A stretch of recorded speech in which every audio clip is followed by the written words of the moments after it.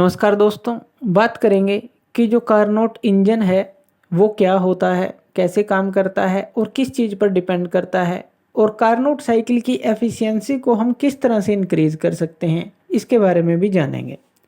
तो सबसे पहले अगर बात करें कार्नोट इंजन की, अगर हम एक फिगर लें, इसके अंदर हमने एक रिजर्वायर लिया है जो कि टेम्परेचर T1 पर है और दूसरा एक सिंक लिया है जो कि टेम्परेचर T2 पर है।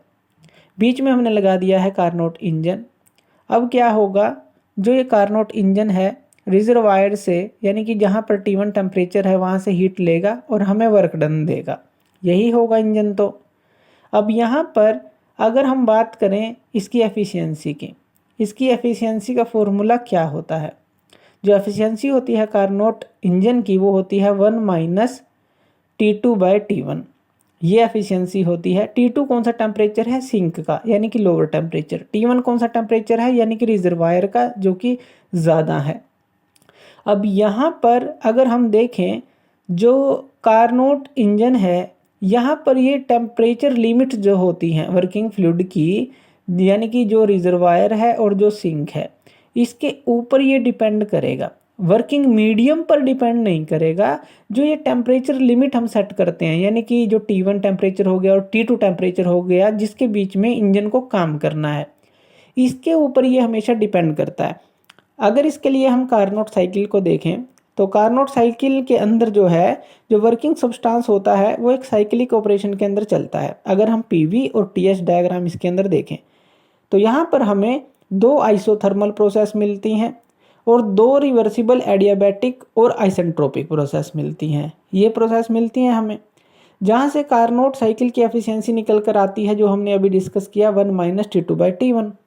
अब यहाँ पर देखिए डिनोमिनेटर में क्या है, T1 यानी कि जो रिजर्वायर का टेम्परेचर है, और ऊपर क्या है न्यूमरेटर में, T2 जो कि सिंक का यानी कि लोअर टेम्परेचर है। अब यहाँ 1 का मतलब है यानी कि पूरा 100% मान लेते हैं इसको। अब इस 100% में से जितनी ज़्यादा मात्रा हम माइनस करेंगे, एफिशिएंसी की वैल्यू तो उतनी आएगी। मान लीजिए 100 में से 60 माइनस करें तो एफिशिएंसी कितनी आ जाएगी, 40 आ जाएगी।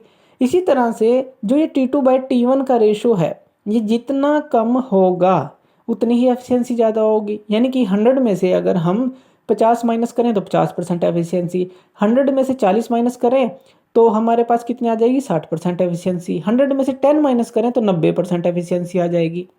यानी कि T2/T1 का रेशो हमें कम करना पड़ेगा, तभी तो 1 में से माइनस करेंगे और वो जितना कम होगा उतनी ज़्यादा एफिशिएंसी होगी। अब ये कम कैसे होगा, ये जो रेशो है, अगर हम जो डिनोमिनेटर है उसको बढ़ा दें या फिर जो T2 है उसको कम कर दें, यानी कि जो न्यूमरेटर है उसको कम कर दें, तो इससे क्या होगा, ये जो रेशो है बहुत कम आएगा। यानी कि T1 को तो इंक्रीज कर दें या फिर T2 को डिक्रीज कर दें, तो इन दोनों से ही क्या होगा, कुछ भी कर लें इनमें से, तो एफिशिएंसी जो है वो ज़्यादा हो जाएगी।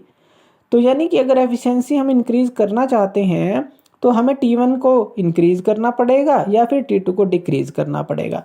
तो यहाँ पर इस तरह से इस फॉर्मूले के थ्रू हम समझ सकते हैं कि कार्नोट साइकिल की एफिशिएंसी को हम कैसे इंक्रीज कर सकते हैं।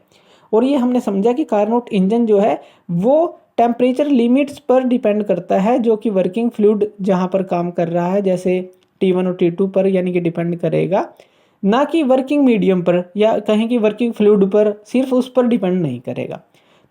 तो थैंक यू वीडियो देखने के लिए, और इसी तरह की वीडियोज़ के लिए आप हमारे चैनल लर्न एंड ग्रो पे हमें सब्सक्राइब कर सकते हैं। धन्यवाद।